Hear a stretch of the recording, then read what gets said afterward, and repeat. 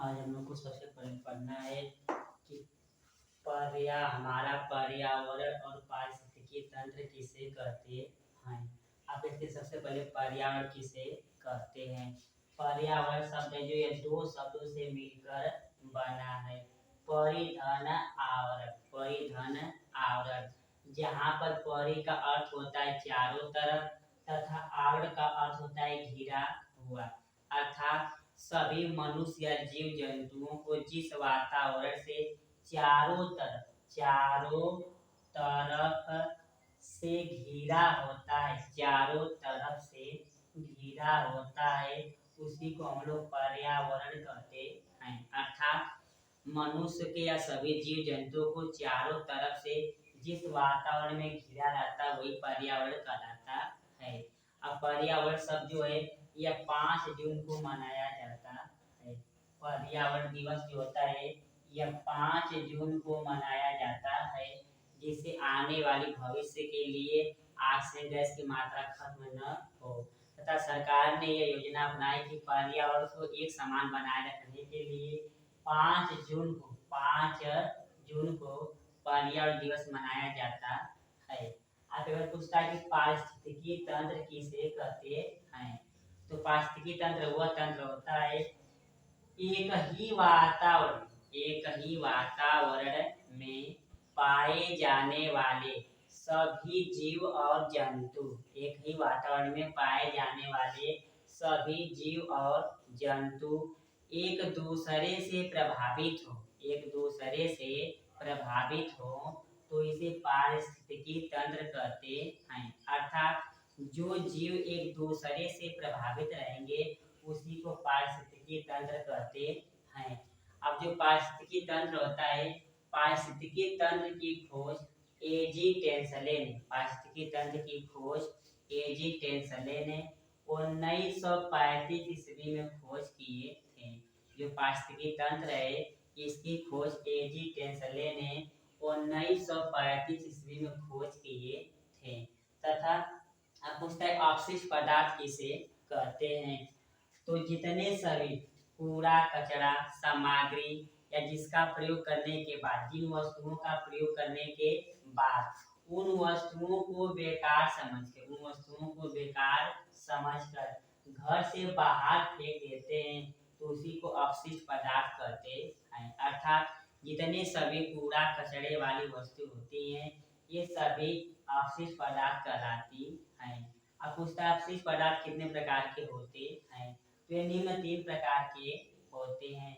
एक ठोस अपशिष्ट पदार्थ, नंबर 1 ठोस अपशिष्ट पदार्थ, तो जितना सभी कूड़ा कचरा तथा औद्योगिक से निकलने वाले ठोस अपशिष्ट कूड़ा कचरा को हम लोग क्या कहते हैं, ठोस अपशिष्ट पदार्थ। अब दूसरा पूछता है कि तरल अपशिष्ट पदार्थ, जितने कल कारखानों से निकलने वाले जल मलाशय एवं पानी जो गंदगी होती है उनमें जो तरल जो पानी नुमा जो जल निकलता है उसी को तरल अपशिष्ट पदार्थ कहते हैं। अब पूछता है दूसरा कि गैस अपशिष्ट पदार्थ, तो गैस अपशिष्ट पदार्थ वह पदार्थ होता है जो गैसों के द्वारा अपशिष्ट पदार्थ निकलते हैं उसे गैस अपशिष्ट पदार्थ कहते हैं। जैसे धुआं गैस तथा खेतों की फुकाई इत्यादि करने से हम लोग को गैस अपशिष्ट पदार्थ होता है।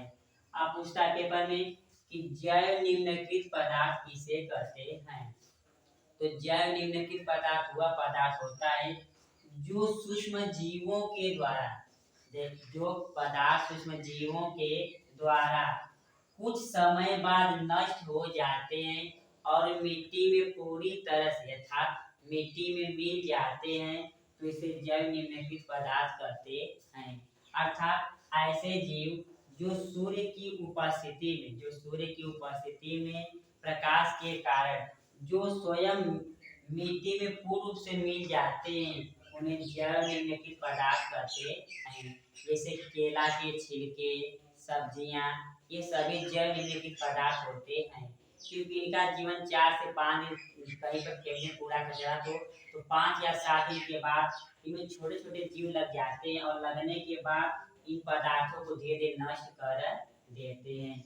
अब पूछता है अगला, अजैव निम्नलिखित पदार्थ वे पदार्थ अर्थात वैसे जीव जो लंबे समय के बाद ऐसे जीव जो लंबे समय के बाद नष्ट होते हैं तो इन्हें अजैव निम्नलिखित पदार्थ कहते हैं। अर्थात ऐसे जीव होते हैं जो लंबे समय के बाद नष्ट होते हैं तो इन्हें अजैव निम्नलिखित पदार्थ कहते हैं।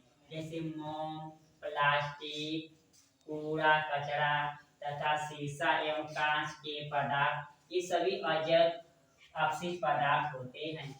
इनको फेंकने के बाद, इनको जल में फेंकने के बाद ये लंबे समय के बाद खराब होते हैं तो इन्हें अजैव निम्नलिखित पदार्थ कहते हैं। अगर पूछता है उपभोक्ता किसे कहते हैं? उपभोक्ता।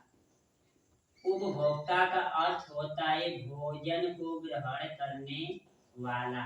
अर्थात जितने भी जीव जंतु हैं, पेड़ पौधे तथा मनुष्य हैं, जो भोज्य पदार्थों को जिस माध्यम से शरीर के अंदर ग्रहण करते हैं तो इन्हें उपभोक्ता कहते हैं। अर्थात भोजन को ग्रहण करने वाले जीव को उपभोक्ता कहते हैं। अब उपभोक्ता जो होते हैं मुख्यतः 3 प्रकार के होते हैं। नंबर 1 प्रथम उपभोक्ता। प्रथम उपभोक्ता वे उपभोक्ता होते हैं जिन्हें शाकाहारी जीव कहते हैं। अर्थात ऐसे जीव जो शाकाहारी होते हैं उसे प्रथम उपभोक्ता कहते हैं। अर्थात जो जीव पेड़ पौधे तथा साग सब्जियां खाते हैं उन्हें प्रथम उपभोक्ता कहते हैं। जैसे गाय, भैंस तथा बकरी इत्यादि ये सभी जो होती हैं ये सभी प्रथम उपभोक्ता होती हैं। अब दूसरा पूछता है कि द्वितीय उपभोक्ता या द्वितीय उपभोक्ता किसे कहते हैं? उपभोक्ता किसे कहते हैं? ऐसे जीव जो अपना भोजन शाकाहारी जीव को मार कर खाते या ग्रहण करते हैं तो उन्हें द्वितीय उपभोक्ता कहते हैं। जैसे बिल्ली, शेर ये सभी जो होते हैं ये द्वितीय उपभोक्ता कहलाते हैं। आप पूछता है कि तृतीय उपभोक्ता किसे कहते हैं? तृतीय उपभोक्ता ऐसे उपभोक्ता जो अपना भोजन प्रथम और द्वितीय अर्थात जो शाकाहारी जीव और मांसाहारी जीव दोनों जीव को ग्रहण करते हैं तो इन्हें तृतीय उपभोक्ता कहते हैं। और तृतीय उपभोक्ता को हम लोग सर्वाहारी जीव कहते हैं। ऐसे जीव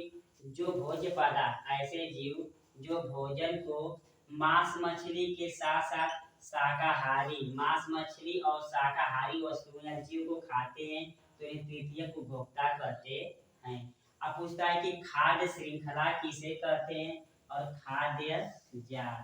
तो सबसे पहले खाद्य श्रृंखला किसे कहते हैं? ऐसे जीव जो भोज्य पदार्थों को एक नियम के अनुसार ग्रहण करते हैं तो इसे खाद्य श्रृंखला कहते हैं। अर्थात जो भोजन को नियम के अनुसार ग्रहण करते हैं तो इन्हें खाद्य श्रृंखला कहते हैं। जैसे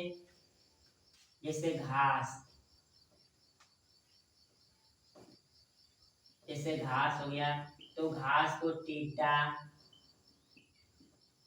फिर टिड्डा